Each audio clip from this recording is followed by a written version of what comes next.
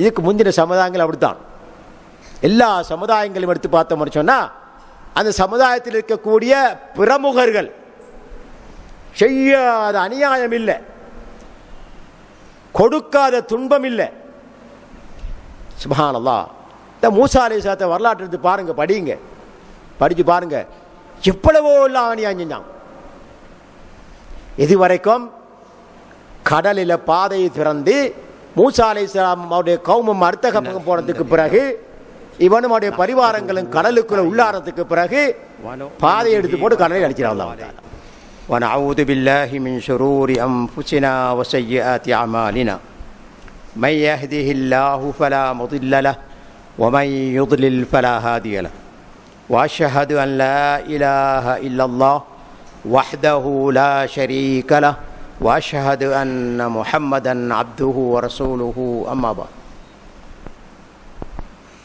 قال الله تعالى: يا أيها الذين آمنوا اتقوا الله وذروا ما بقي من الربا إن كنتم مؤمنين فإن لم تفعلوا فأذنوا بحرب من الله ورسوله وإن تبتم فلكم رؤوس أموالكم لا تظلمون ولا تظلمون. எல்லாம் வல்ல அல்லாஹு சுப்ஹானஹு வ தஆலாவை போற்றி புகழ்ந்து இறுதி தூதர் முஹம்மது முஸ்தபா ஸல்லல்லாஹு அலைஹி வஸல்லம் அவர்கள் மீது ஸலவாத்தும் சலாமும் கூறிதன் பின், கண்ணியத்துக்குரிய பெரியார்களே, சகோதரர்களே, மாணவர்களே, தாய்மார்களே, சகோதரிகளே, உங்கள் அனைவர் மீதும் அல்லாஹ்வின் சாந்தியும் சமாதானமும் உண்டாவதாக. அஸ்ஸலாமு அலைக்கும் வரஹ்மத்துல்லாஹி வபரகாத்துஹு. சூரத்துல் பக்ரா 278, 79 வசனங்கள். இந்த 2 வசனங்களும் இறங்குவதற்கான 2 சபபன் நுசூல் சென்ற பாடத்திலே உங்களுக்கு குறிப்பிடப்பட்டது. அதில் ஒன்று அப்பாஸ் இப்னு அப்துல் முத்தலிப் ரதியல்லாஹு அன்ஹு அவர்களும் ஹாலித் இப்னுல் வலீத் ரதியல்லாஹு அன்ஹு அவர்களும் ஜாஹிலியா காலத்தில் வட்டிக்கு பணம் கொடுப்பதில் எடுப்பதில் முஆமலாத்தில் பங்காளிகளாக இருந்தார்கள். இஸ்லாத்தை ஏற்பதற்கு முன்னால் வட்டி ஹராம் என்ற வசனங்கள் இறங்குவதற்கு முன்னால், எப்போ இஸ்லாத்தை ஏற்றுக்கொண்டு வட்டி ஹராமாக்கப்பட்டது என்ற சட்டம் வந்ததோ அப்போ உடனே அவங்க 2 பேரும் அதிலிருந்து விலகி கொண்டார்கள். அல்லாஹு தஆலா குர்ஆனில் சொல்ல வதரு மா பக்கிய மினர் ரிபா, வட்டியில் மீதம் இருப்பதை விட்டுவிடுங்கள் என்ற வசனம் வந்ததோட அவர்கள் இருவரும் அதிலிருந்து தௌபா செஞ்சிட்டாங்க, விட்டுட்டாங்க. அதற்கு பிறகு வட்டியோடு எந்த காலத்திலும் அவர்கள் சம்மந்தப்படவில்லை. இது ஒரு சபபன் நுசூலாக பதியப்பட்டிருக்கின்றது. இது உங்களுக்கு சென்ற பாடத்தில் சொல்லப்பட்டது இருந்தால் ஞாபகம் போட்டுக்கின்றேன். இப்போ அப்பாஸ் இப்னு அப்துல் முத்தலிப் யார்? ரசூலுல்லாஹ்வுடைய சாச்சா அல்லது பெரிய தந்தை. சாச்சா அல்ல பெரியப்பா. இப்போ நபி ஸல்லல்லாஹு அலைஹி வஸல்லம் அவர்கள் நெருங்கிய உறவாக இருந்தாலும் கூட வட்டி ஹராமாக்கப்பட்டது என்று சொன்னவுடன் உடனடியாக அதிலிருந்து நீங்கிவிட்டார்கள். இதில் இஸ்லாம் யாருக்கும் எந்த சலுகையும் காட்டவில்லை. இரண்டாவது காரணத்தை நாங்கள் பார்த்தோம். பனு சகீப் கோத்திரத்தை சேர்ந்த அம்ர் இப்னு உமைர் என்பவருக்கும் பனி மக்சூம் கோத்திரத்தை சேர்ந்த பனில் முகீரா, இந்த 2 குடும்பத்துக்கும் இடையில் வட்டியோடு சம்பந்தப்பட்ட முஆமலாத் கொடுக்கல் வாங்கல் இருந்துச்சு. கான பைனஹும் ஃபில் ஜாஹிலியா ரிபன் ஃபில் ஜாஹிலியா. எப்போ இஸ்லாம் வந்துச்சோ, இஸ்லாத்தில் அவர்கள் ஏற்றுக்கொண்டு இஸ்லாத்தில் நுழைந்தார்களோ, அப்போ பனு சகீப் இந்த வட்டியை எடுக்கிறதுக்கு அல்லது கொடுக்கிறதுக்கு முயற்சி செய்தார்கள். அப்போ மற்ற கோத்திரத்தினர் தங்களுக்குள் மஷூரா பண்ணுறாங்க, ஆலோசனை பண்ணுறாங்க, எடுக்கிறதா கொடுக்கிறதா, இந்த வட்டியோடு சம்பந்தப்பட்டதா என்பதை பற்றி ஆலோசிக்கிறாங்க. அப்போ பனுல் முகீரா சொல்கிறாங்க, நானு அத்தி ரிபா ஃபில் இஸ்லாம். பனி மஹ்சூம் கோத்திரத்தை செஞ்ச பனுல் முகீரா சொல்கிறாங்க, இல்லை, இஸ்லாத்துக்கு ஏற்ற பிறகு நாங்கள் வட்டியோடு சம்மந்தப்பட மாட்டோம் என்று சொன்னார்கள். அப்போ ஹிலாப் ஏற்பட்டுச்சு. அப்போ இத்தாத் இப்னு உசைத் என்பவர் நபி ஸல்லல்லாஹு அலைஹி வஸல்லம் அவர்களுக்கு கடிதம் எழுதுகிறார். அப்போ கடிதம் வந்து சேர்ந்த உடனேயே நபி ஸல்லல்லாஹு அலைஹி வஸல்லம் அவர்களுக்கு இந்த வசனம் இறங்குது.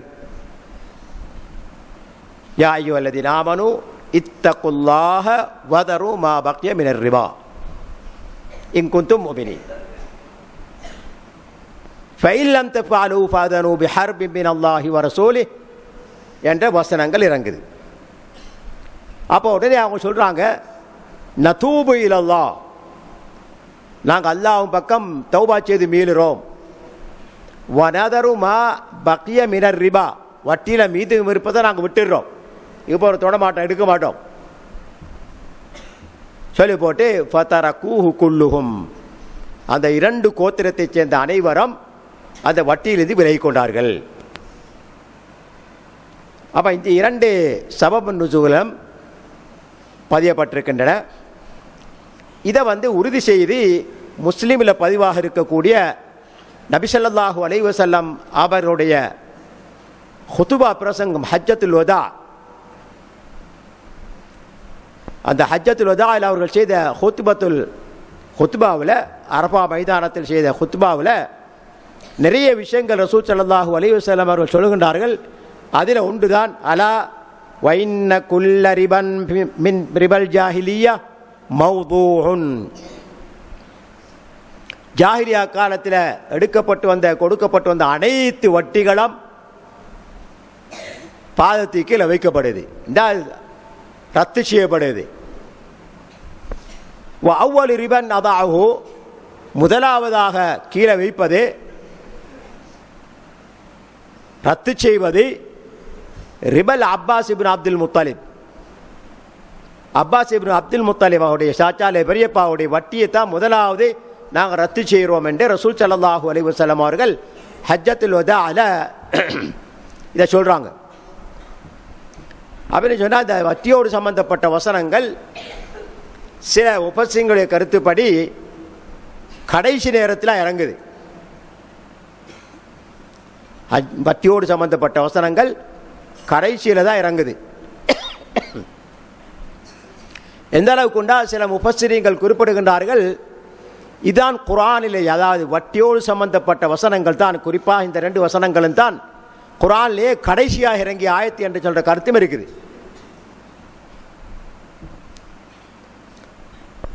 அதனால் வட்டி ஹராமாக்கப்பட்டு விட்டது என்று தெரிந்தால் வட்டியோடு சம்பந்தப்பட்டிருக்கக்கூடிய முஸ்லிம்கள் முழுமையாக அதிலிருந்து விலகிக் கொள்ள வேண்டாம், யாராக இருந்தாலும் சரி. இப்போ சஹாபாக்குடைய வாழ்க்கையில் இப்படி நிறைய சம்பவங்களை பார்க்குறோம் நாங்கள். மது போவதை அவர்களுக்கு மிக முக்கியமான விருப்பமான ஒன்று. பெண்களோடு சல்லாபம் புரிவது அவர்களுக்கு மிகவும் விருப்பமான ஒன்று, அது அவருடைய பழக்கத்திலே உள்ளது. ஆனால் எப்போ இதெல்லாம் ஹராம் என்று வந்துச்சோ உடனே அதிலிருந்து விலகி கொண்டார்கள். அதே போல வட்டியிலிருந்தும் இதில் தொடர்பு இருந்த சஹாபாக்கள் உடனடியாக விலகிவிட்டார்கள். எனவே ஒரு முஸ்லிம் தெரியாத்தனமாக, தவறுதலாக அல்லது ஆசை மேலிட்டால், அப்படி ஏற்படுற மனுஷனுக்கு சில வேளையில் ஆசை மேலிட்டால் தவறு செஞ்சிடும் மனுஷன். அப்படி ஒரு தவறு செஞ்சிட்டால், வட்டியோடு சம்பந்தப்பட்டுட்டால், இந்த உபதேசம் கிடைத்த உடனேயே, நாங்கள் முன்னால் பார்த்தோம், வஞ்சா அவு மௌஇதத்தும் மின் ரப்பிஹி ஃபன்தஹா ஃபலஹுமா ஸலஃப். எவர் அல்லாஹ்விடத்திலிருந்து வரக்கூடிய இந்த மௌஇதா உபதேசம் வந்த பின்னர் அதை புரிந்து கொண்டு அதிலிருந்து விலகி கொண்டாரோ அவருக்கு அதுக்கு முன்னால் இருக்கிறது மன்னிக்கப்படுது. எனவே இந்த வட்டியோடு சம்பந்தப்பட்டிருக்கக்கூடிய ஒரு முஸ்லீம் கண்டிப்பாக இதிலிருந்து விலகி கொள்ள வேண்டாம். ஏண்டா இஸ்லாத்தில் மிக கடுமையான தண்டனைகள் சொல்லப்பட்ட ஒரு பாவச் செயல்னு சொன்னால் வட்டி தான். நாங்கள் சென்ற பாடங்களை பார்த்தோம், ஏராளமான தண்டனைகள் குறிப்பிடப்பட்டிருக்கிறது. அதனால் வட்டியோடு சம்பந்தப்படுவது மிக பயங்கரமானது, பாரதூரமானது. அத்தோடு இந்த வட்டி என்பது ஒரு முஸ்லீம் இன்னொரு முஸ்லீமுக்கு செய்யக்கூடிய அநியாயம். பின்னால் பார்க்கலாம். நாங்கள் ஏடா ஒரு சகோதரன் கஷ்டப்பட்டு கொண்டிருக்கும் போது கடனாக கேட்கும் போது வசதி இருந்தால் கொடுக்க வேண்டும். அதுக்கு வட்டி எடுப்பதாக இருந்தால் அவனுக்கு செய்யக்கூடிய அநியாயம். அவனுக்கு சுமைக்கு மேலே சுமை, கடனே சுமையாக இருக்குது. கடனை திருப்பி கொடுக்கும் போது நீ மேலதிகமாக கொடுக்க வேண்டும் என்று சொன்னால் சுமைக்கு மேலே சுமை. அதனால ஒரு முஸ்லீம் இன்னொரு முஸ்லீமுக்கு செய்யக்கூடிய ஒரு அநியாயம். உங்களுக்கு அடிக்கடி ஞாபகம் ஊட்டப்படக்கூடியது இந்த அநியாயங்கள் இந்த உலகத்திலே தீர்க்கப்பட்டால் அல்ஹம்துலில்லாஹ், அல்லாஹ்வுடைய மன்னிப்பு இருக்குது. அப்படி இல்லாமல் மௌத்தா போனால் நாளை மறுமையில் ஒரு முஸ்லிமுக்கும் இன்னொரு முஸ்லிமுக்கும் இடையில் நடைபெற்ற அநியாயங்களை பற்றிய துல்மை பற்றி தான் அல்லாஹ் விசாரிப்பான்.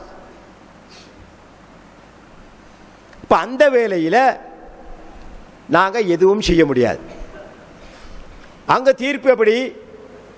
அநீதி இழைத்தவன் சம்பாதித்த நன்மைகள், தொழுகை மூலம், ஜக்காத்து மூலம், தர்மம் மூலம், இன்னும் ஏராளமான நன்மைகள் மழை போல சம்பாதித்திருப்பான்.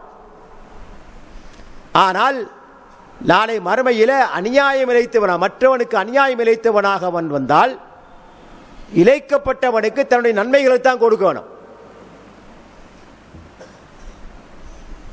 கொடுத்து நன்மைகள் முடிந்து விட்டது என்று சொன்னால் இன்னும் கொடுப்பதற்கு இருந்தால் அநியாயம் இழைக்கப்பட்டவுடைய தீமைகள் மீது சுமத்தப்பட்டு தான் செய்த நன்மைகளை, தான் சேகரித்த நற்கூலிகளை இழந்து மற்றவுடைய பாவச்சுமையை சுமந்தவனாக நரகிலே தள்ளப்படக்கூடியவன் நபி ஸல்லல்லாஹு அலைஹி வஸல்லம் அவர்களுடைய உம்மத்திலே முஃப்லிஸ் என்று குறிப்பிட்டார்கள். அதனால் வட்டியுமே பயங்கரமானது. இதில் எந்த காரணம் கொண்டும் சம்பந்தப்பட்டு விடக்கூடாது. சில வேளை சில குடும்பங்களில் பிரச்சனைகள் வரும், தேவைகள் வரும், அத்தியாவசிய தேவைகள் வரும், கையில் ஒன்றுமே இல்லை. அப்போ அந்த நேரத்தில் கணவனும் மனைவியும் ஆலோசித்து விட்டு நகையை கொண்டு போய் வங்கியிலே அடகு வைப்பார்கள் வட்டிக்கு. இது முற்றிலும் தவிர்க்கப்பட வேண்டிய ஒன்று. ஏனென்றால் வட்டி கட்டினால் வைக்கப்பட்ட நகை அப்படியே இருக்கும். வட்டி கட்ட முடியாமல் போனால் குட்டி போடும் வட்டி. கடைசியில் நகை அறுதியாகிவிடும். ஏராளமானோருக்கு அப்படி நடந்திருக்குது. தங்களுடைய நகையை இழந்து வெறுங்கையோடு வரக்கூடிய சூழல் நிறைய பேருக்கு ஏற்பட்டிருக்கு. அதனால வட்டிக்கு வைக்காமல் அதை விற்று தன்னுடைய தேவையை நிறைவேற்றி கொண்டு எதிர்காலத்தில் அல்லாஹ் தருவான் என் நம்பிக்கையோட உழைத்தால் அது போன்ற 10 மடங்கு அல்லாஹ் தருவான். ஆனால் வட்டியோடு சம்பந்தப்பட்டோம்னா 2 பிரச்சனை. ஒன்று, அது இல்லாமல் போகும், அறியா போயிடும் வட்டி கட்டாவிட்டால். இரண்டாவது, அல்லாஹ்விடத்தில் மிக பயங்கரமான குற்றத்துக்கு ஆளாக வேண்டி வரும். அதனால இந்த வங்கிகளில் கொண்டு போய் நகைகளை வச்சு போட்டு வட்டிக்கு எடுப்பது சுத்த ஹராம். இதை கருத்தில் கொண்டுதான் கிட்டத்தட்ட 10-15 வருஷங்களுக்கு முன்னால இதே பள்ளிவாசல் நிர்வாகத்தின் கீழ் பைத்துல் மால் என்று ஒன்று ஆரம்பிக்கப்பட்டது. அந்த பைத்துல் மால் மூலமாக ஆரம்பத்தில் 2 பேருடைய பிணையில் பொறுப்பில் 1 லட்சம் ரூபாய் வரைக்கும் கடன் கொடுக்கப்பட்டது. 25,000 ரூபா, 50,000 ரூபா என்று 1 லட்சம் ரூபாய் வரைக்கும் கடன் கொடுக்கப்பட்டது. பின்னால அவர்கள் திருப்பி கொடுக்காத காரணத்தினால பொறுப்பாக இருந்தவர்கள் இது எங்களுக்கு சாத்தியமில்லை, முடியாது, இது பூரா நாங்கள் பொறுப்பு வேலையை வரமாட்டேன்ட்டாங்க. அதனால அதில் ஒரு மாற்றத்தை கொண்டு வந்தோம். எப்படியான மாற்றம்? இதுக்கு பிறகு யாருக்காவது அவசர தேவை, கடன் தேவையாக இருந்தால் அவர்கிட்ட இருக்கக்கூடிய நகையை கொண்டு வந்து வச்சு போட்டு கடன் எடுத்துட்டு போங்க. 10 மாதம் தவணை கொடுக்கப்படும். ஒவ்வொரு மாதமும் 1 லட்சம் ரூபா எடுத்தா 10,000 ரூபா மாதம் மாதம் கட்டுங்க. 10 மாதம் முடிய 1 லட்சம் ரூபா முடிஞ்சிடும், நகையை திருப்பி எடுத்துட்டு போங்க, எந்த வட்டியும் கிடையாது. இப்படியான ஒரு முயற்சி செஞ்சோம், அல்ஹம்துலில்லாஹ். அதனால் எங்களை ஜமாத்தில் இருக்கக்கூடிய நிறைய பேர் பிரயோஜனம் அடைஞ்சினாங்க, பல பேர் பிரயோஜனம் அடைஞ்சினாங்க. அதே போல எடுத்த கடனையும் திருப்பி கொடுத்து விட்டு தங்களுடைய நகைகளை சந்தோஷமாக மீட்டு எடுத்துட்டு போயிருக்காங்க. இது சமூகத்துக்கு செய்யக்கூடிய ஒரு பணி, ஏராளமான நன்மைகளை அள்ளித்தரக்கூடிய ஒரு காரியம். எல்லாரும் வசதி உள்ளவர்கள் அல்ல, சமூகத்தில் நிறைய பேர் வசதி இல்லாதவர்கள் இருப்பார்கள். அவர்களுக்கும் கை கொடுத்து உதவ வேண்டும் என்ற சிந்தனை சமூகத்தில் கட்டாயம் இருக்கணும். அதன் அடிப்படையில் தான் அந்த பைத்துல் மால் ஆரம்பிக்கப்பட்டது. அல்ஹம்துலில்லாஹ், அது இன்று பலருக்கும் உதவி செய்து கொண்டிருக்கின்றது. அல்ஹம்துலில்லாஹ். குறிப்பாக இந்த நகைகளை கொண்டு போய் வங்கியில் வட்டிக்கு வச்சு அறுதியாக போகக்கூடியவர்கள் அதிலிருந்து தங்களுடைய நகையை பாதுகாத்துக் கொள்ளக்கூடிய ஒரு வாய்ப்பு. தப்பித்தவரி சில வேலை 10 மாதம் இல்லைங்கள், அவங்கள 10 மாதத்துக்குள்ளே அவங்களுக்கு கட்ட முடியாமல் போயிட்டோன்னு சொன்னால் அவங்க அறிவிக்கலாம், அப்படி தான் எனக்கு கொஞ்சம் வசதி போதாது, இன்ஷா அல்லாஹ் பின்னால் வரும். ஃபைன்கானது உஸ்ரத்தின் ஃபனதிரத்துன் இலா மைஸரா. அடுத்த வசனத்தை பார்க்கலாம். நாங்கள் அவங்களுக்கு இன்னொரு காலக்கெடு கொடுக்கப்படும். இதுக்குள்ள கட்டிருங்கணியில் போட்டு கட்டினாங்கன்னு சொன்னால் அவரோட நகை தேயிறு கொடுக்கப்படும், திருப்பி கொடுக்கப்படும். அது சரியான தங்கமா அல்லது கலப்படம் உள்ளதா என்பதை கூட நாங்கள் பரிசீலித்து பத்திரமாக பாதுகாப்பாக வச்சு கொண்டு தான் அந்த நகைக்குரிய கடனை கொடுக்கின்றோம். அவங்க பயப்பட தேவையில்லை, திருப்பி கொடுத்தா நகை கிடைக்கும் கைக்கு, அறுதியாக போகிறதில்ல, வட்டி குட்டி போட போகிறதில்லை. அதனால் இதில் சமுதாயம் கண்டிப்பாக கவனம் செலுத்த வேண்டாம். திடீரென்று ஏற்பட்ட ஒரு தேவைக்காக அவசரப்பட்டு தங்களுடைய நகைகளை அல்லது பொறுமதியான பொருட்களை வங்கியில் வட்டிக்கு வைப்பது சுத்த ஹராம். அதில் எந்த பரக்கத்தும் இருக்காது. சரி, இப்போ நாங்கள் பார்ப்போம். இந்த வசனத்தில் அல்லாஹு சுப்ஹானஹு வ தஆலா இந்த 2 வசனங்களையும் அல்லாஹு சுப்ஹானஹு வ தஆலா என்ன சொல்லுகின்றான்?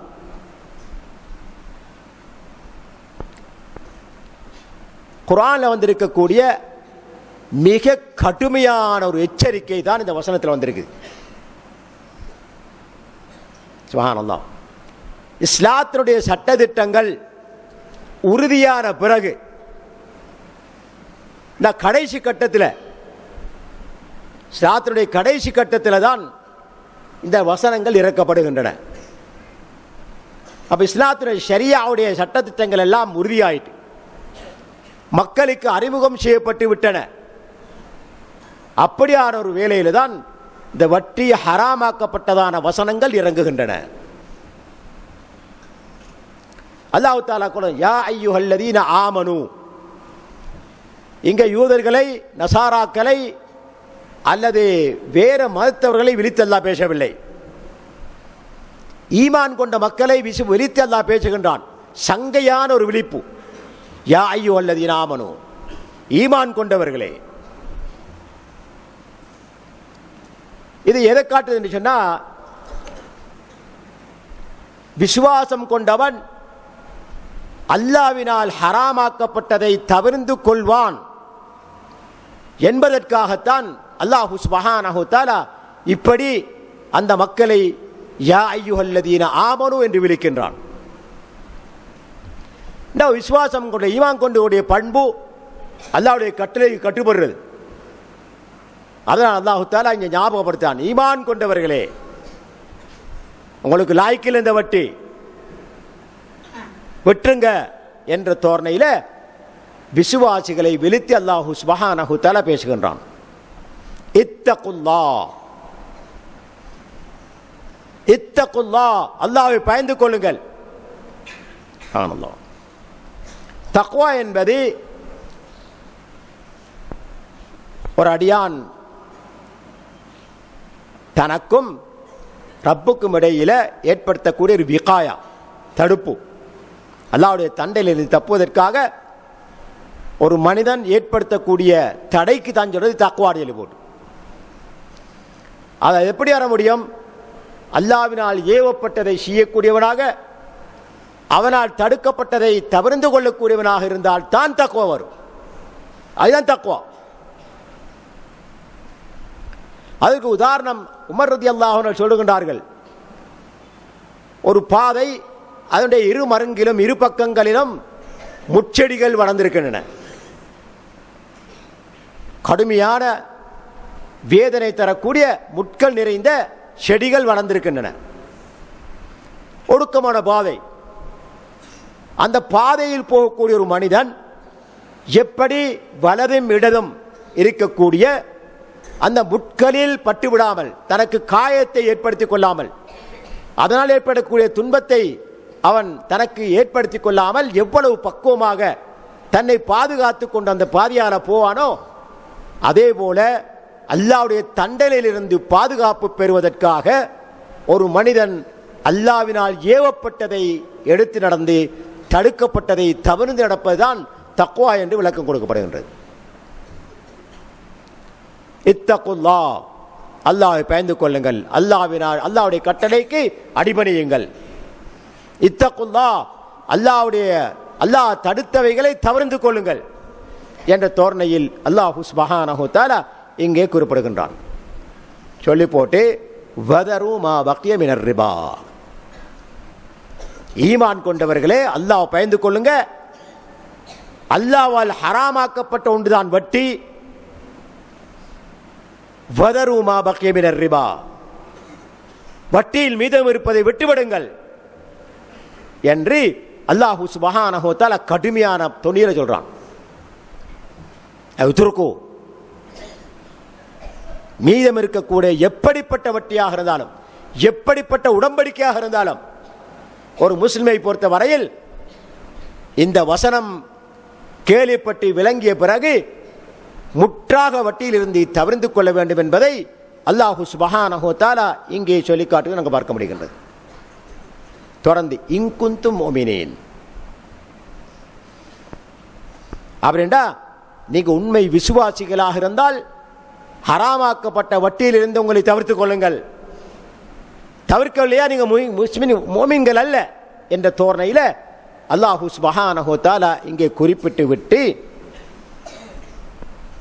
அடுத்த வசனத்தில் அல்லாஹ் சொல்லுகின்றான், ஃபைல்லம் தஃபாலு, இவ்வளவு பயங்கரமான எச்சரிக்கை செய்த பின்னரும் விசுவாசிகளே என்று விழித்து வட்டி ஹராமாக்கப்பட்டிருக்கின்றதை விட்டு விடுங்கள் என்று சொல்லி அப்படியெல்லாம் அச்சமூட்டி எச்சரிக்கை செய்த பின்னரும் கூட நீங்கள் வட்டியிலிருந்து விடுபடவில்லை என்றால் ஃபைல்லம் தஃபாலு ஃபஅதனு பிஹர்பின் மினல்லாஹ் வ ரசூலி, அல்லாஹ்வோடும் அவருடைய தூதரும் போர் புரிவதற்கு ஆயத்தமாங்கள்.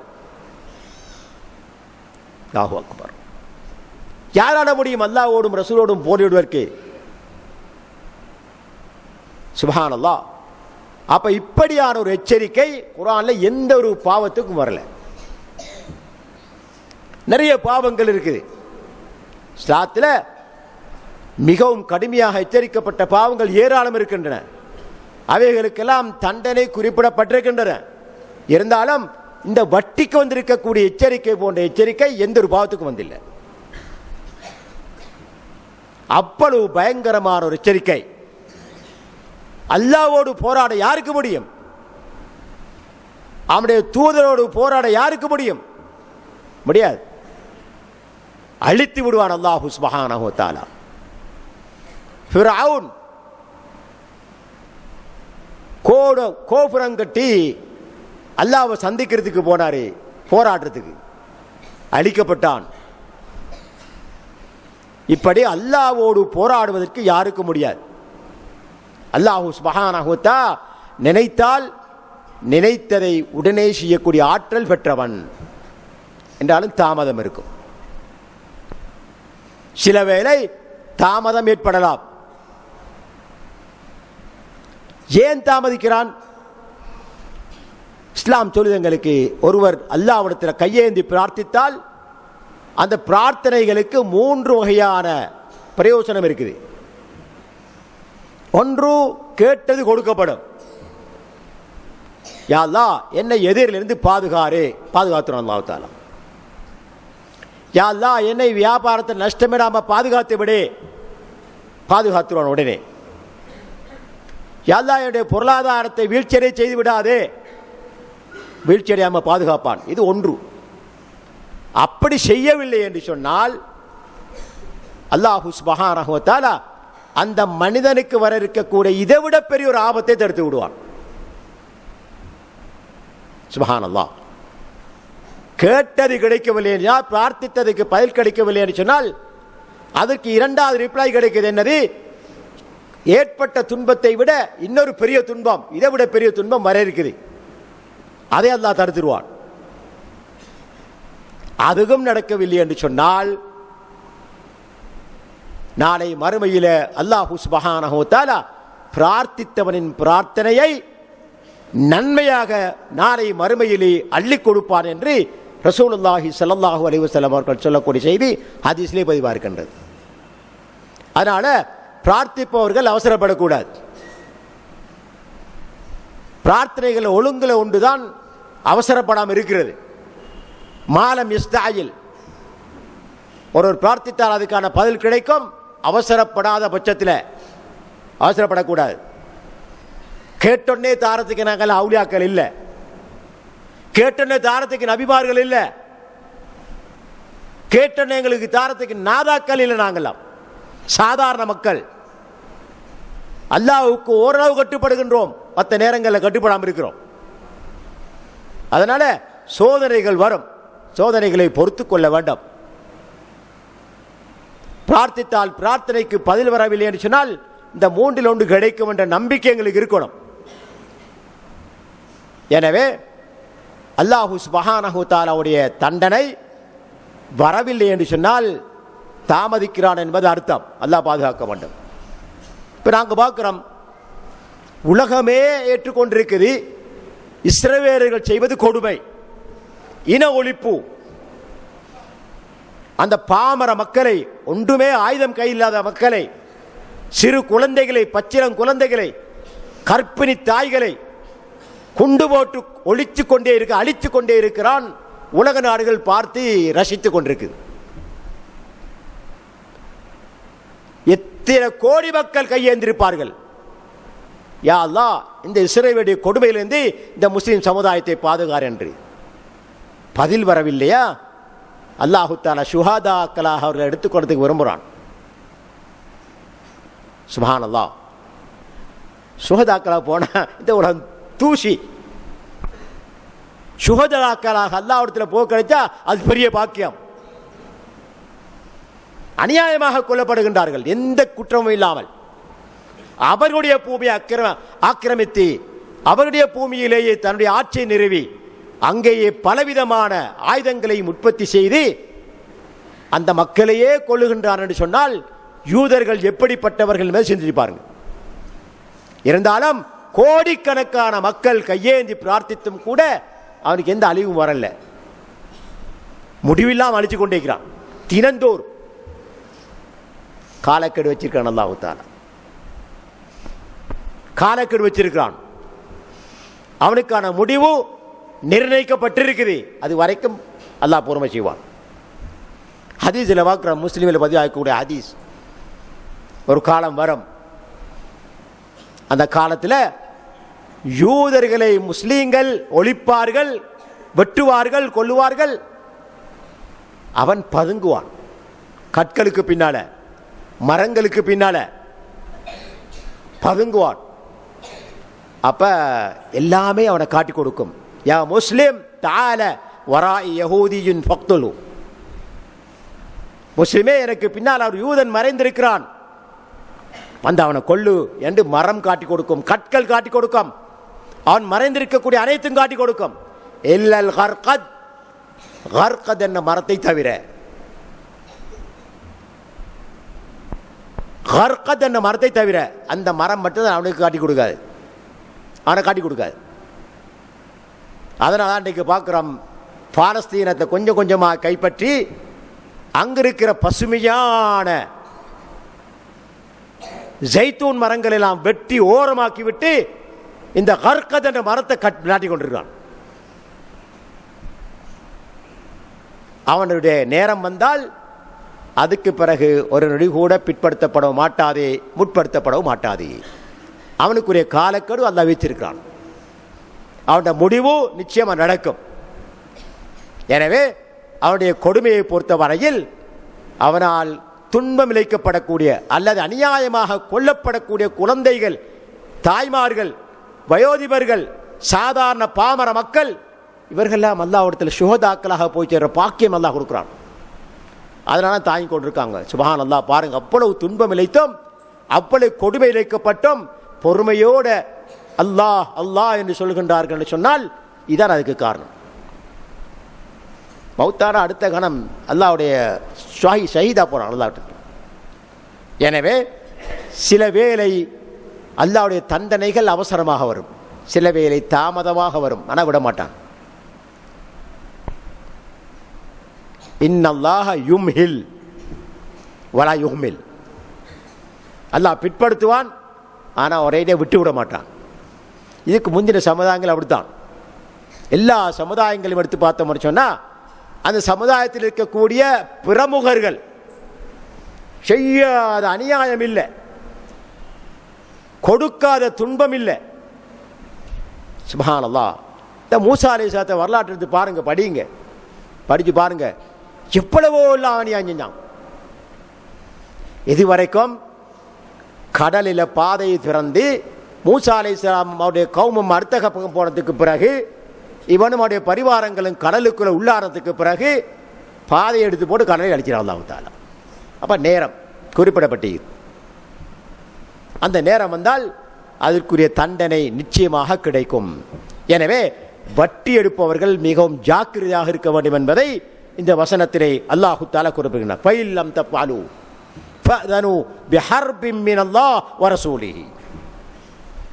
வட்டியோடு சம்பந்தப்பட்டவர்களே, முன்னுக்கு சொல்லப்பட்ட வட்டி ஹராமாக்கப்பட்ட வசனங்கள் வந்த பின்னரும், அல்லாஹ்வுடைய உபதேசம் வந்த பின்னரும் நீங்கள் வட்டியோடு சம்பந்தப்படுகின்றீர்களா அப்படின்னு சொன்னால் அல்லாஹ்வோடும் அவருடைய தூதரோடும் போராடுறதுக்கு அடியாருங்க. இது சாத்தியப்படுமா? முடியாது. நிச்சயமாக அளிக்கப்படுவோம். இந்த உலகத்தில் இல்லாவிட்டாலும் மறு உலகில் அதற்கான தண்டனை அனுபவிக்க வேண்டி வரும். அதனால வட்டியோடு சம்பந்தப்பட்டவர்கள் மிகவும் ஜாக்கிரதையாக இருக்க வேண்டும். வைல்லம் தஃஅலு ஃபஅதனு பிஹர்பின் மினல்லாஹி வ ரசூலிஹி. அப்போ இந்த வசனம் என்ன எங்களுக்கு எதை எடுத்து காட்டுதுன்னு சொன்னால், வட்டியின் மிக பயங்கரமான கொடுமையை சொல்லி காட்டுது. எல்லா பாவங்களையும் விட சமூகத்துக்கு செய்யக்கூடிய மிக பயங்கரமான ஒரு கொடுமை தான் வட்டி. இப்னு அப்பாஸ் ரலியல்லாஹு அன்ஹுமா அவர்கள் சொல்லுகின்றார்கள், இந்த வசனத்துக்கு விளக்கம் சொல்லும் போதே, நாளை மறுமையில் வட்டியோடு சம்பந்தப்பட்டவன், வட்டி சாப்பிட்டவன், நாளை மறுமையில் அவனுக்கு சொல்லப்படும், ஹுத் சிலாஹக லில் ஹர்ப் ஐ மா அல்லாஹ் வ மா ரசூலி.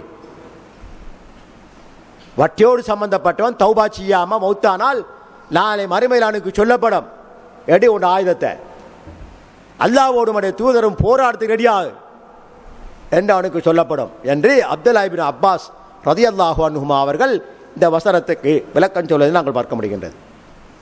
வஇன் துபுத்தும், இப்போ அல்லாஹு தஆலா சந்தர்ப்பத்தை தாரான். சுப்ஹானல்லாஹ், அவகாசம் தாரான். வஇன் துபுத்தும்,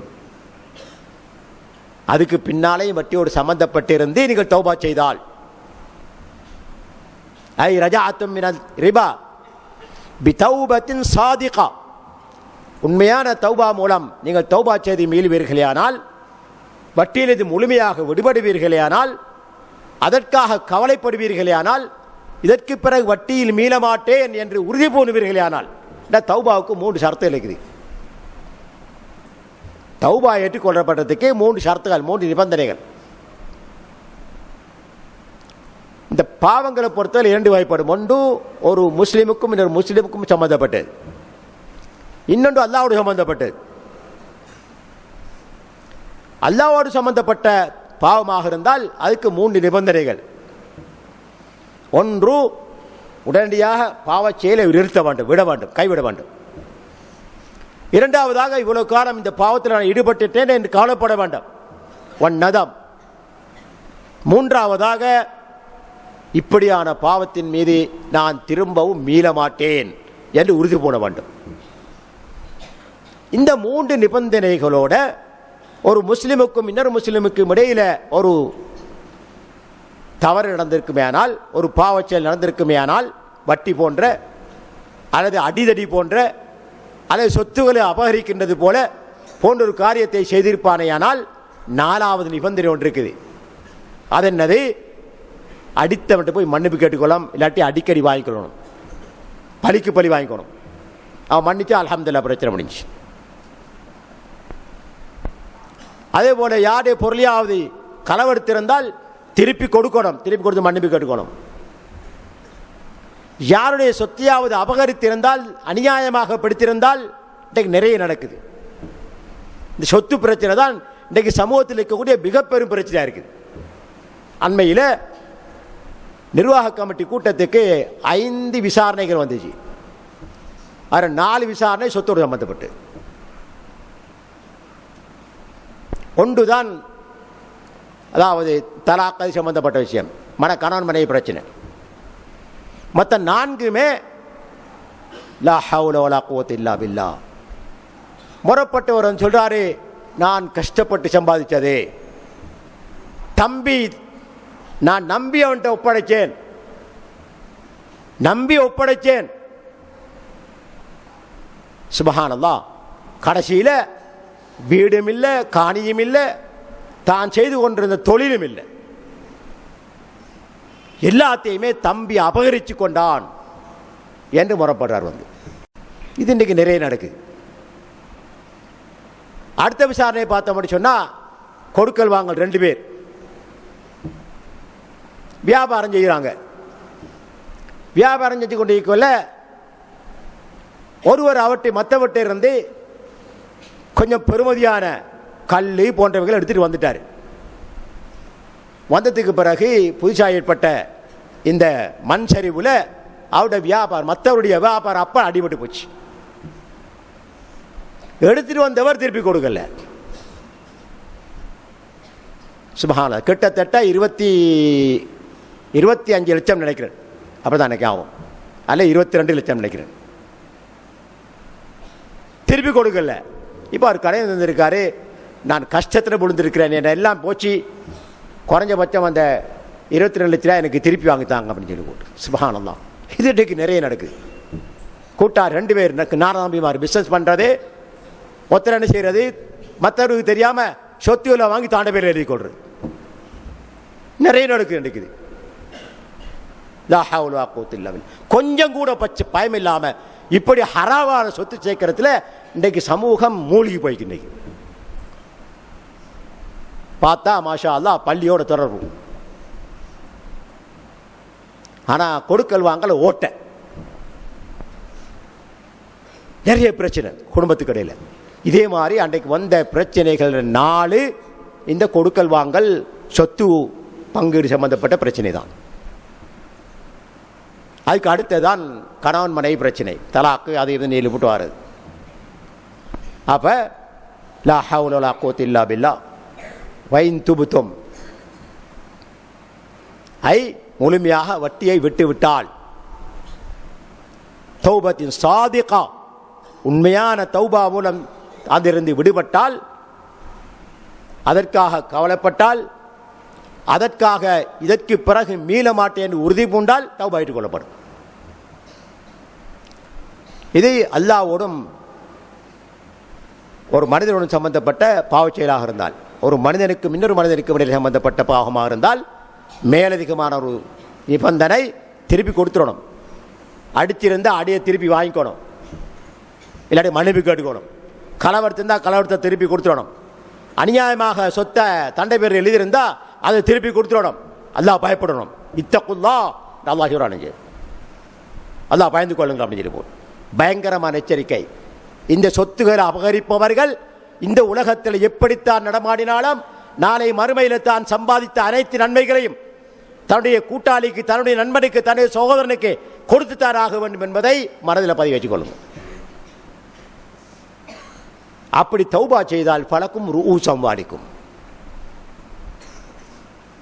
வட்டியிலிருந்து மீனிட்டீங்களா, அப்போ உங்களுக்கு நீங்க போட்ட மூலதனம் அல்லது முதல் கொடுத்த கடன் உங்களுக்கு கிடைக்கும். உதாரணமாக ஒரு 5 லட்சம் ஒரு கடன் வாங்குகிறார், வட்டி 50,000 ரூபா உதாரணத்துக்கு. இப்ப இந்த வசனம் கிடைச்ச பிறகு வட்டியை விட்டு போட்டு தௌபா செஞ்சிட்டா அவருக்கு வர வேண்டிய மூலதனம் 5 லட்சம் ரூபா மட்டும்தான் அவருக்குரியது. பயன் துபுத்தும் பலக்கும் ரூ சம்பாதிக்கும்.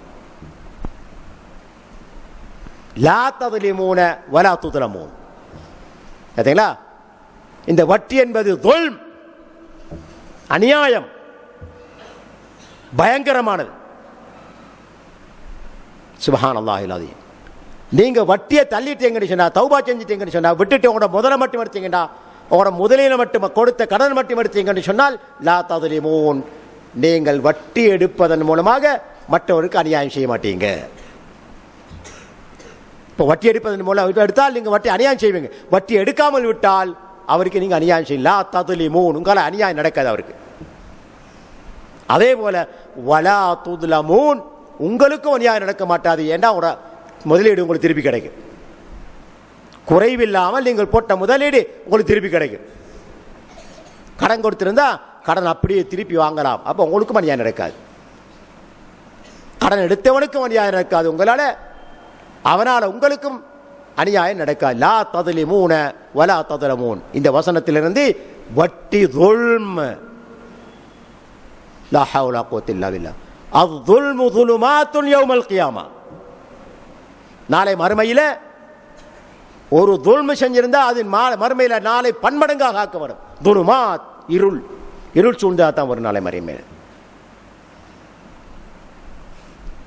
அதனால மிகவும் ஜாக்கிரதையாக இருக்க வேண்டும் என்று இந்த குர்ஆன் வசனங்கள் எங்களை எச்சரிக்கை செய்து கொண்டிருப்பதை நாங்கள் பார்க்க முடிகின்றது.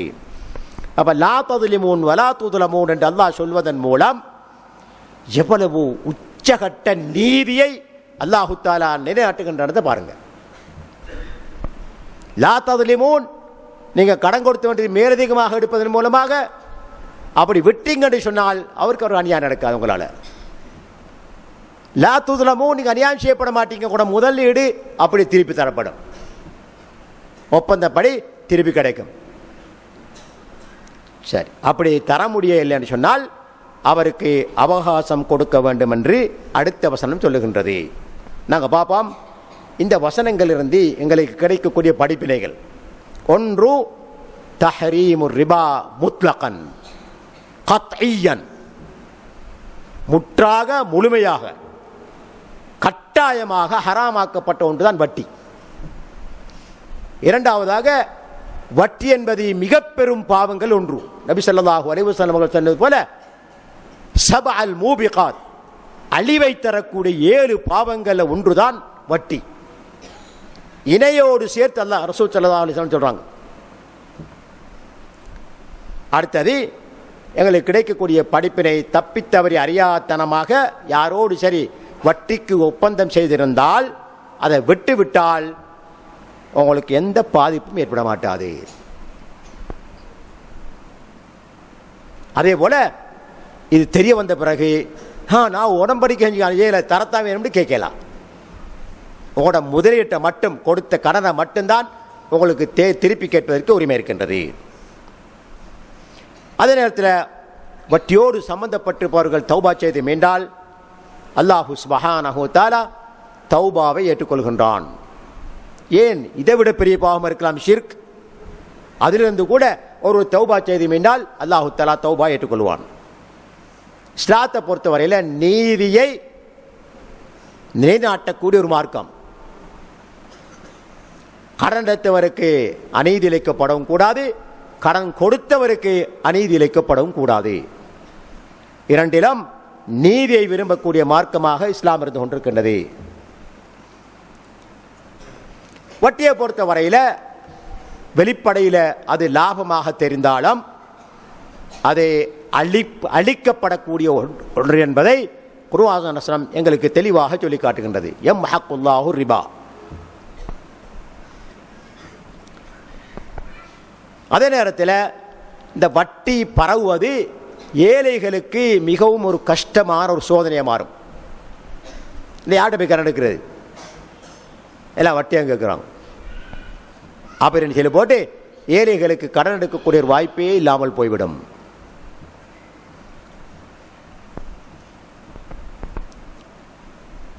உண்மையான ஈமானம்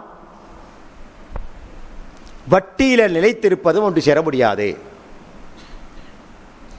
உண்மையான ஈமான் இருக்க முடிச்சுன்னா வட்டியை விட்டுறணும். அதான் ஈமான அடையாளம். ஹலாலான பணம் மனதுக்கு அமைதி, அதே போல இம்மையிலும் மறுமையிலும் வெற்றியை தரக்கூடியது, ஈரேற்றத்தை தரக்கூடியது. ஹராமான பணம் மனைவிக்கு அமைதியின்மையை தரக்கூடியது, நாளை இம்மையிலும் மறுமையிலும் அல்லாஹ்விடத்திலே அழிவை தரக்கூடியது என்று இப்படியான படிப்பினைகளை இந்த வசனங்களிலிருந்து நாங்கள் படிப்பினையாக பெறுகின்றோம். அடுத்த வசனம் 280வது வசனம், வட்டியோடு சம்பந்தப்பட்ட கடைசி வசனம். வைங்கானது உஸ்ரத்தின் ஃபனதிரத்துன் இலா மைஸரா. கடன் எடுத்தவன் கடனை திருப்பி தர முடியாத அளவுக்கு வசதி குறைந்தவனாக இருந்தால் அவனுக்கு அவனுடைய கடனை திருப்பி கொடுப்பதற்கு இன்னொரு காலக்கெடு அவகாசம் கொடுக்க வேண்டும். வைங்கானது உஸ்ரத்தின், கஷ்டவாளியாக இருந்தால் கடனை திருப்பி தருவதற்கு அவகாசம் கொடுக்க வேண்டும். கொடுத்த கடனை திருப்பி எடுக்காமல் அவனுக்கு அதை விட்டு விடுவது, மன்னித்து விடுவது உங்களுக்கு மிகவும் சிறந்தது. தர்மம் செஞ்சிடு. வான் தசத்தகு, வானப்பா நீ தந்த கடன், நீ எடுத்த கடனை நான் திருப்பி எடுக்க மாட்டேன், அவனுக்கு தர்மம் மாட்டேன் என்று சொல்வது உங்களுக்கு மிகவும் சிறந்ததே, நீங்கள் அறிவீர்களேயானால் என்று அல்லாஹ் சுப்ஹானஹு வ தஆலா இந்த வசனத்தில் குறிப்பிடுறார். இதுக்கு இமாம் இப்னு கஸீர் ரஹிமஹுல்லாஹ் அவர்கள் தலைப்பிட்டிருக்கின்றார்கள், அல் இஹ்சானு இலல் முஅஸிர். இந்த வசனத்துக்கு தலைப்பிட்டிருக்காங்க, கஷ்டவாளிக்கு உபகாரம் செய்தல். கஷ்டவாளிக்கு உபகாரம் செய்தல். சுப்ஹானல்லாஹ். அப்போ இந்த வசனத்திலேருந்து அவளுக்கு கிடைக்கப்பட்ட அந்த நத்தீஜாவை ஒரு தலைப்பாக போட்டிருக்காங்க. அப்படின்னு சொன்னால், வைங்கானது உஸ்ரத்தின் ஃபனதிரத்துன் இலா மைஸரா. கடன் எடுத்தவன் கஷ்டவாளியாக இருந்தால் அவனுக்கு இன்னொரு அவகாசம் கொடுக்க வேண்டாம். அப்படி இல்லாமல் வான் தசத்துக்கு அதை தர்மமாக அவனுக்கு விட்டு விடுவீர்களேயானால் அது மிகவும் உங்களுக்கு சிறந்தது, நீங்கள் அறிவீர்களேயானால் என்று அல்லாஹ் சொல்லினான். அப்போ இந்த வசனத்திலேருந்து எங்களுக்கு விளங்குதுன்னா, கடன் எடுத்தவனை கஷ்டப்படுத்தக்கூடாது. பின்னால் பார்க்கலாம், நிறைய ஹதீஸ்கள் வந்திருக்கு. கடன் எடுத்தவனை கஷ்டப்படுத்தக்கூடாது, கேட்கத்தான் வேணும். முத்தாலபத்து தேன் எங்கட உரிமை. கடன் எடுத்தவன்ட்ட கடனை கேட்கத்தான் வேணும். கடன் எடுத்தவன் கொடுக்கத்தான் வேணும். கடன் கொடுத்தவன் கடனை கேட்பது அவன் உரிமை. கடன் எடுத்தவன் கடனை திருப்பி கொடுப்பது அவன் கடமை. தப்பித்தவரி கடன் எடுத்தவன் கடனோடு வஃபாத்தானால் அவனுக்கு மற்ற பாவங்கள் மன்னிக்கப்பட்டாலும் கடன் மன்னிக்கப்பட மாட்டாது. ரசூல் ஸல்லல்லாஹு அலைஹி வஸல்லம் அவர்கள் ஷஹீதுக்கெல்லாம் மன்னிக்கப்படும், ஷஹீதுக்கெல்லாம் மன்னிக்கப்படும் சொன்னாங்க. ஷஹீதாக வஃபாத்தாகக்கூடியவருக்கு எல்லாம் மன்னிக்கப்படும். அப்படி சொல்லிட்டு கொஞ்சம் நேரத்துக்கு போகிற திருப்பி கேட்குறாங்க, நான் எப்படி சொன்னேன் அப்படின்னு சொல்லி போட்டு சொல்லாங்க இப்படித்தான் சொன்னீங்க அப்படின்னு சொல்லி போட்டு ஷஹீதுக்கு எல்லாம் மன்னிக்கப்படும் சொல்லி போட்டு அப்போ சொல்கிறாங்க ஜிப்ரீல் அலைஹிஸ்ஸலாம் வந்தாங்க எனக்கு இப்போ சுப்ஹானல்லாஹ் வந்து சொன்னாங்க இல்ல தெயின் ஷஹீதான வஃபாத்தானவருக்கு எல்லாம் மன்னிக்கப்படும் கடனை தவிரன்னு சொன்னாங்க. அதனால் நாங்கள் பார்க்குறோம் ஜனாசா தொழுகையில் கடனை ஞாபகப்படுத்துகிற காரணம் இதுதான்.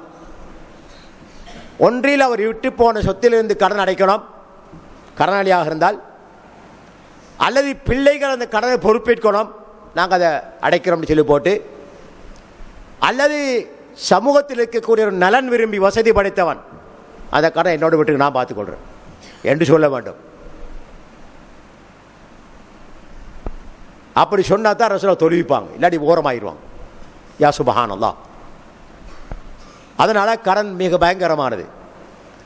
கடன் எடுக்கும் போது மனதில் நியத்திற்கணும் திருப்பி கொடுப்பேன், மோசடி செய்ய மாட்டேன், கடனை கண்டிப்பா திருப்பி கொடுப்பேன் என்ற எண்ணம் இருக்கணும் உள்ளத்தில். அப்படி ஒரு எண்ணம் தூய்மையாக இருக்கும் என்று சொன்னால் கடனை அடைப்பதற்கு அல்லாஹ் உதவி செய்வான். மாறாக கடன் எடுக்கும் போதே நல்ல விளையாட்டுன்னு காட்டும் ஆளுக்கு அப்படின்னு மனசில் கெட்டடம் இருந்துச்சுன்னு சொன்னால், அதாவது மற்றவனை ஏமாத்துறதுக்காக கடன் எடுப்பான்னு சொன்னால் அவன் நம்பி கொடுத்துருவான். இவன் ஏமாற்றக்கூடியவனாக இருப்பானே, ஆனால் அவனை கடன் அடைக்கிறது அல்லாஹ் செய்ய மாட்டான். இது ஹதீஸ். அதனால ஒரு வசதி இல்லாதவன் கடன்பட்டால் அவனுக்கு திருப்பி கொடுக்க காலக்கெடு கொடுத்து திருப்பி கொடுக்க முடியாமல் போய்விட்டான். ஒரு வருஷம் காலக்கெடு கொடுக்க முடியல. அப்போ என்ன செய்யறது? சரி, அவனுக்கு இன்னொரு 6 மாதம் டைம் தாரணப்பா, திருப்பி தான் நாங்கள் பைத்துல் மாலில் வச்சுக்கிற மாதிரி. அப்படியும் திருப்பி தரலைன்னு சொன்னால் எங்கள்கிட்ட அடமானம் இருக்குது, நாங்கள் என்ன செய்வோம், அடமானத்தை விற்று அதே பெறுமதியில் அவனை கடனை கழிச்சு போட்டு பேலன்ஸை கையில் கொடுப்போம். வங்கியில் வச்சா வட்டி குட்டி போட்டு அறுதியாக போயிடும். அல்லது எடுக்கும்போது திருப்பி எடுக்கும்போது ஒரு பெருந்தொகை கட்டி எடுக்க வேண்டி வரும், அது நஷ்டத்தை ஏற்படுத்தும். சரி, வஃபாத்தானவன் அல்லது கடன் எடுத்தவன் அவன்ட்டு ஒன்றுமே இல்லை கடன் அடைக்கிறதுக்கு. கடனாளி கடன் கொடுத்தவன் போய் கேட்குறான், கடனை தாப்பானையில் போட்டு, இல்லைப்பா தாரத்துக்கு வசதி இல்லை, ஒரு காலக்கெடு கொடுக்குறது, 6 மாதம் பிந்தி தாப்பானையில் போட்டு, பிரச்சனை இல்லை. அது நிச்சயமாக உங்களுக்கு பறக்கத்தான் இருக்கும். நாங்கள் நினைப்போம், அடே என்னை ஏமாற்றிட்டானே காசு வைத்திரியாவே நினைக்கக்கூடாது. கஷ்டவாளி உண்மையாக தரன்ற நோக்கத்தில் எடுத்தான், தந்திக்கெல்லாம் போச்சு, சரி ஒரு காலக்கெடு. அப்படி இல்லாமல் ஏமாற்றும் நோக்கத்தில் எடுத்திருந்தால் அது அல்லாஹ் பார்த்துக்குவான். அவன் உள்ளது எங்களுக்கு தெரியாது. அவன் நல்ல எண்ணத்தில் எடுத்தானா கெட்ட எண்ணத்தில் எடுத்தானா எங்களுக்கு தெரியாது, அல்லாஹ் பார்த்துக்கொள்வான். அதுதானே சொல்றான், வைங்கானது உஸ்ரத்தின் ஃபனதிரத்துன் இலா மைஸரா. அப்படியே கடன் எடுத்தவன் கொடுக்க முடியாமல் போய்விட்டதுன்னு சொன்னால் வாந்த சத்தகோ, அது அவனுக்கு தர்மமாக கொடுத்து விடுவீர்கள். ஆனால் வேணுமென்றா அவனோட ஜக்காத்திலிருந்து கழிச்சு கொள்ளலாம். நீங்க கொடுக்கிற ஜக்காத்திலிருந்து இன்னாருக்கு கொடுத்த கடனை கழிச்சு கொள்ளலாம், பிரச்சனை இல்லை. வர வேண்டிய கடனை கழிச்சு போட்டு அவனை மன்னிச்சிருக்கலாம், நீ போப்பா அப்படின்னு. அவன் கடனாளியா இல்லாமல் இருப்பான். அது நீங்கள் அறிவீர்களானால் உங்களுக்கு மிகவும் சிறந்த என்றதாகத்தால் குறிப்பிடுகின்றான். அப்ப இந்த வசனத்துக்கு விளக்கம் சொல்லும் போது ஹதீஸுகள் வந்திருக்கின்றன. இப்ப இந்த அமைப்பை பொறுத்தவரையில் ஜாஹிலியா காலத்துக்கு எதிர்மாற்றமானது. ஜாஹிலியா காலத்தில் எப்படி, அது இன்றைக்கும் இருக்குது, இல்லாமல் இல்லை, புதிய நவீன ஜாஹிலியத்திலும் இருக்குது. எப்படி ஜாஹிலியா காலத்தில் எப்படி வட்டிக்கு பணம் கொடுப்பான், கடன் கொடுப்பான், கொடுத்து போட்டு கேட்பான், என்ன கடன் அடைக்கிறியா, இல்லாட்டி வட்டியை கூட்டவா. சுப்ஹானல்லாஹ். இது ஜாஹிலியா காலத்தில், இன்றைக்கும் இருக்காது. 1 லட்சம் ரூபா கடன் எடுத்துட்டு வந்தான், 10,000 ரூபா வட்டி, வட்டியே 1 லட்சம் ரூபா திருப்பி தாரையா, அப்ப இல்லை உனக்கு இன்னொரு 6 மாதம் டைம் தந்து வட்டியே 20,000 ரூபாக்கவா. அதுதான் ஜாஹிலியா காலத்து பழக்கம். இன்றைக்கும் அந்த நவீன ஜாஹிலியத் இருக்கு. இன்னைக்கு லா ஹவ்ல குவத்த இல்லா பில்லா. இந்த பணம் அல்லாஹ் பாதுகாக்க வேண்டும். பணத்து தான் இன்னைக்கு மோகம் மனிதனுக்கு. சரியா? அப்ப இன்றைக்கு இஸ்லாம் என்ன சொல்லுது, வட்டி ஹராமு தெரிஞ்சது பிறகு வட்டியை விட்டு போட முதல்ல மட்டுமேடு, உன முதலீட்டு மட்டுமேடு, சுப்ஹானல்லாஹ். அப்படி இல்லை, அவன் அறவே இந்த கட்ட முடியாதவன், கடனை அடைக்க முடியாதவன் இருந்தால் மன்னிச்சு அதை தர்மமாக்கி விட்டுரு. நீ ஜகாத்து கொடுப்பவனாகிறது அதிலிருந்து கழிச்சுக்கொள், பிரச்சனை இல்லை என்று இஸ்லாம் சொல்லுது. இது சமூகத்துக்கு செய்யக்கூடிய மிக பெரும் பணியாக அமையும்.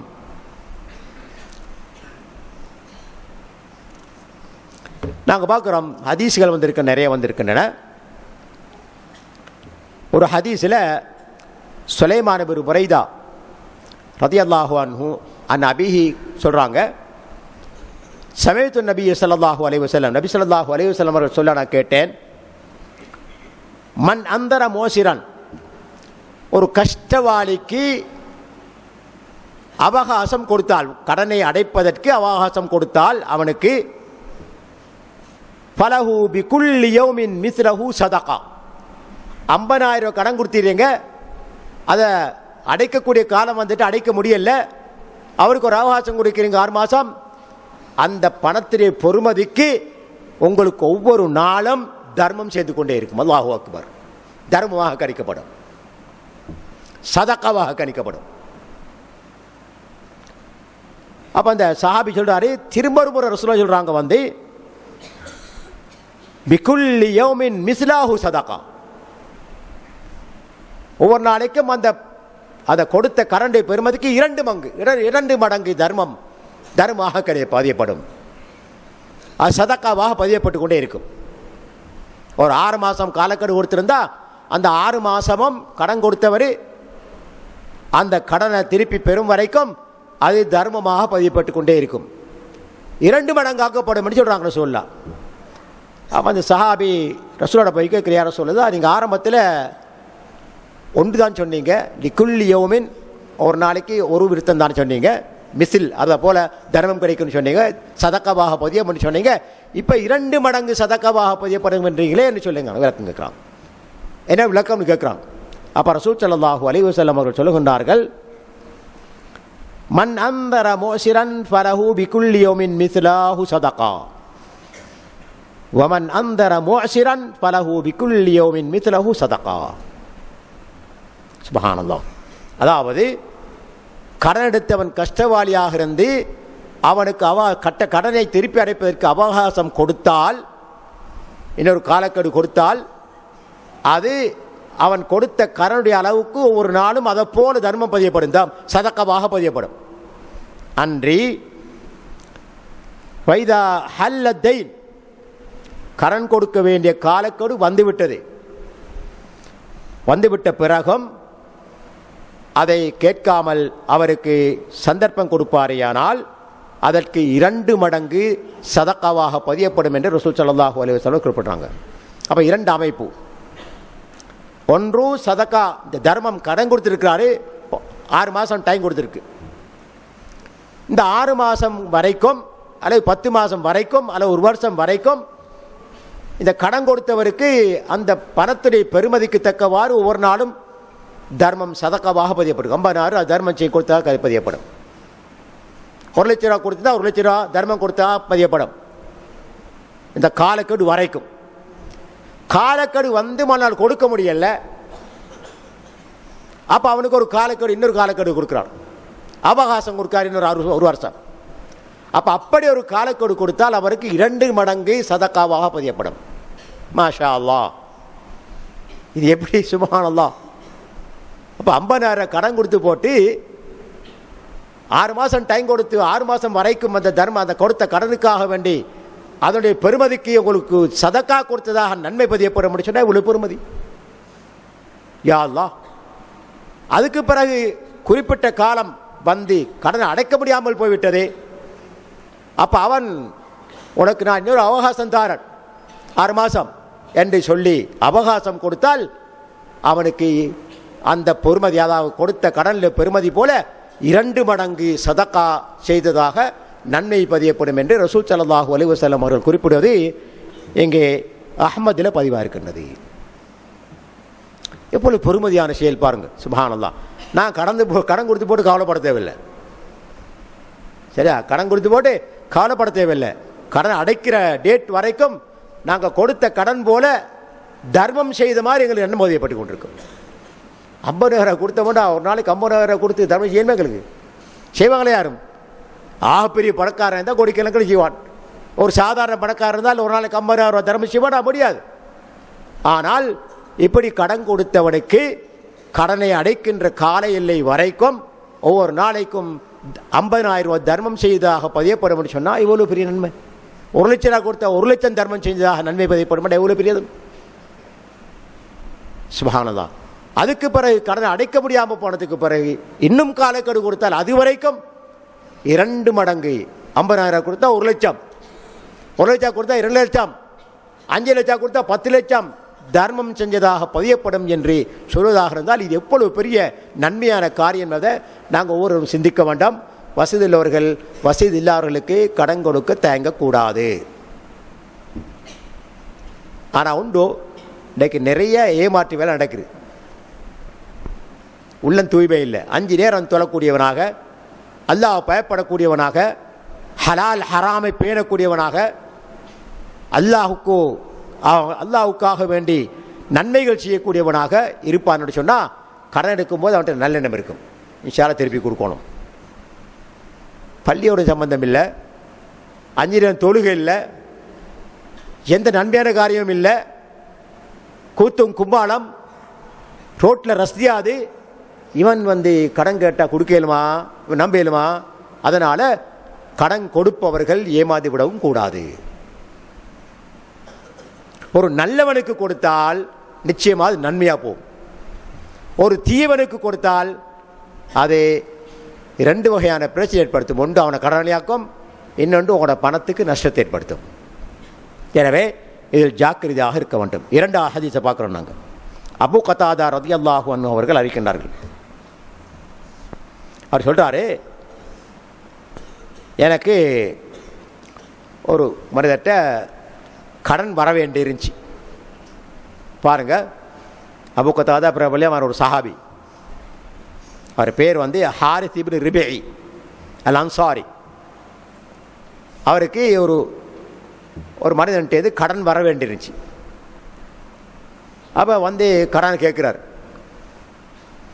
கடன் கேட்க வார நேரமெல்லாம் ஒழிச்சு கொள்றாங்க. கூப்பிட்ட வாரலை. இப்படி பல இடத்துல நடந்துட்டு ஒரு நாள் போய் வாசல் நின்று புலான் அவரை பேரை சொல்லி கூப்பிடுறாரு. வரல. அப்போ இந்த வீட்டிலேருந்து சின்ன பிள்ளை வெளியே வருது. அப்போ கேட்குறாரு, இன்னார் உள்ளே இருக்கிறான்னு கேட்குறாரு. அவரா உள்ளுக்கு இருக்காரு, சாப்பிட்டு கொண்டிக்கான்னு என்னார்.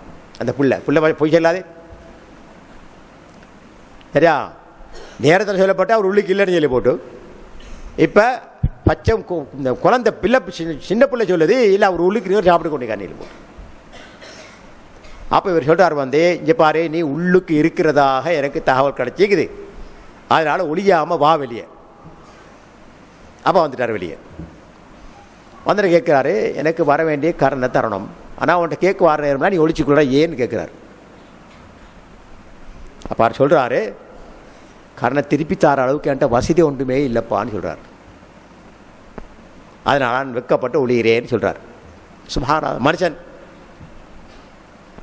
அப்போ அபூ கதாதா ரலியல்லாஹு அன்ஹு உறுதிப்படுத்துகிறாங்க, அல்லாஹி இன்னக முஅஸிரன், அல்லாஹ்வே சத்தியமா நீ கஷ்டவாளியா என்று கேட்குறாங்க.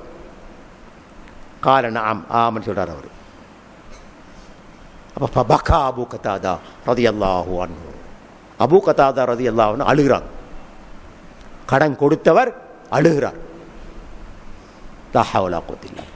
அழுது போட்டு சொல்கிறாரு, சமிஅத்து ரசூலல்லாஹி ஸல்லல்லாஹு அலைஹி வஸல்லம் யகூல் மன் நஃபஸ அன் கரீமிஹி, நபி ஸல்லல்லாஹு அலைஹி வஸல்லம் அவர்கள் சொல்ல நான் செய்மடுத்தேன், யார் தன்னுடைய கடனாளிக்கு இலகுபடுத்துகின்றாரோ அல்லது அவரை மன்னிக்கின்றாரோ, அவ் மஹா அன்ஹு அல்லது முழுமையாக அதை வேண்டாம் என்று சொல்லுகின்றாரோ, விட்டுவிடுகின்றாரோ, கான ஃபீ ظில்லில் அர்ஷி யௌமல் கியாமா, நாளை மறுமையில் அல்லாஹ்வுடைய அரிசின் கீழ் நிழலில் இருப்பார் என்று ரசூல் ஸல்லல்லாஹு அலைஹி வஸல்லம் அவர்கள் சொன்னார்கள் என்று அபூ கதாதா சொல்லி போட்டு அழுகிறாங்க. இதுதான் சஹாபாக்களுடைய பண்பு. கடன் எடுத்தவருக்கு கடன் அடைக்கிறதுக்கான வசதி இல்லைன்னு கேள்விப்பட்டோடனே இந்த ஹதீஸ் அவருக்கு ஞாபகம் வருது, அழுகிறார், மன்னிக்கிறார். இந்த ஹதீஸ் முஸ்லிமில் அதே போல் அஹ்மதில் பதிவாக இருக்கின்றது. அடுத்த ஹதீஸ் சொல்கிறாங்க, முடிப்பாம். ஹுதைபா ரலியல்லாஹு அன்ஹு அவர் மூலம் அறிவிக்கப்படக்கூடிய ஹதீஸ். கால ரசூலுல்லாஹி ஸல்லல்லாஹு அலைஹி வஸல்லம் உத்தியல்லாஹு பிஅபிதின் மின் அபீதிஹி யௌமல் கியாமா. நாளை மறுமையில் விசாரிக்கும் போது ஒரு அடியான் அல்லாஹ்வின் பக்கம் கொண்டு வரப்படுவான். ஒரு அடியான் அல்லாஹ்வின் பக்கம் கொண்டு வரப்படுவான். அல்லாஹ் அவன்கிட்ட கேட்பான், மாதா அமில்தலி ஃபித் துன்யா, நீ எனக்காக உலகத்தில் என்ன நன்மை செய்தாய்? ஃபகால அமில்து லக யா ரப் மிஸ்கால தர்ரத்தின் ஃபித் துன்யா. அதாவது மிக அற்பமான நன்மை தான் நான் செஞ்சிருக்கிறேன். அர்ஜூக பிஹா, அதை கொண்டு நீ என்னை மன்னிக்கிறோம்னு எதிர்பார்க்கிறேன். அந்த அடியான் சொல்லுவான். இப்போ 3 விடுத்து அல்லாஹ் கேட்பான். அப்படி நீ எனக்காக உலகத்தில் என்ன செய்தாய், நீ எனக்காக உலகத்தில் என்ன செய்தாய் என்று 3 விடுத்தம் கேட்பான். அதுக்கெல்லாம் அவன் அடியான் சொல்லுவான், சொற்ப அமல் தான் செஞ்சிருக்கிறேன், அதை கொண்டு என்னை மன்னிச்சிருவாய் நான் எதிர்பார்க்கிறேன்னு சொல்கிறார். அப்போ அல்லாஹ் சுப்ஹானஹு வ தஆலா அந்த அடியான்கிட்ட கடைசியில் கேட்பான், இதை விட ஏதாவது நீ செய்திருக்கிறாயா என்று கேட்பான். அப்போ அந்த அடியான் சொல்லுவான், குந்து ரஜுலன் உபாய அன்னாஸ், நான் ஒரு வியாபாரியாக இருந்தேன், மக்களோடு வியாபாரம் கொடுக்கல் வாங்கல் செய்தவனாக இருந்தேன். வகான மின் ஹுலுகி, என்னுடைய பண்புகளில் ஒன்று அல் ஜவாஸ், இந்த கடின போக்கில் இல்லையே இலகுபடுத்துறது, மன்னிச்சிரு பரிசுப்படுத்துறதில்ல, ஸ்ட்ரிக் பண்ணுறதில்ல, வியாபாரத்தில் கடுமையாக நிற்கிறதில்ல. அல் ஜவாஸ் மன்னிச்சிடுறது, விட்டுறது. பகுந்து உயஸ்ஸிரு அலல் மூசிர், வசதி உள்ளவனாக இருந்தாலும் கூட நான் இலகுபடுத்துவேன். மூசிர் என்றால் வசதி உள்ளவன், அவனுக்கும் கூட நான் இலகுபடுத்துவேன். பெருசா வியாபாரத்தில் அந்த இறுக்கி பிடிக்க மாட்டேன், பெரிய லாபங்களை வச்சு வைக்க மாட்டேன். வஉந்திருல் முஅஸ்ஸிர், கஷ்டப்பட்டவனுக்கு காலக்கெடு கொடுப்பேன், அவகாசம் கொடுப்பேன். நீ அவசரப்படாதப்பா, மெதுவாக அப்படின்னு சொல்லி போட்டு. அப்போ நபி ஸல்லல்லாஹு அலைஹி வஸல்லம் அவர் சொல்கிறாங்க, அல்லாஹு சுப்ஹானஹு வ தஆலா சொல்வான் அந்த அடியானுக்கு, அன அஹக்கு மன் யுஸ்ஸிரு, இலகுபடுத்துவதில் உன்னை விட நான் உரிமையுள்ளவன், உதுகில் ஜன்னா, சுவர்க்கத்தில் அணிந்து கொள் என்று அந்த அடியானை சுவர்க்கத்துக்கு அனுப்புவான் என்று ரசூலுல்லாஹி ஸல்லல்லாஹு அலைஹி வஸல்லம் அவர்கள் அறிவிக்கக்கூடிய ஹதீஸுல் குதுசி புகாரி முஸ்லிம்லே பதிவாக இருக்கின்றது. அப்போ கடனாளியை மன்னிப்பது, கடனாளிக்கு அவகாசம் கொடுப்பது, அதை முழுமையாக மன்னித்து தர்மமாக சதக்காவாக விட்டுறது, இதெல்லாம் அதாவது ஒரு மனிதன் செய்யக்கூடிய மிகவுமே சிறப்பான புனிதமான காரியங்களாக, நன்மையான காரியங்களாக இருந்து கொண்டிருக்கின்றன.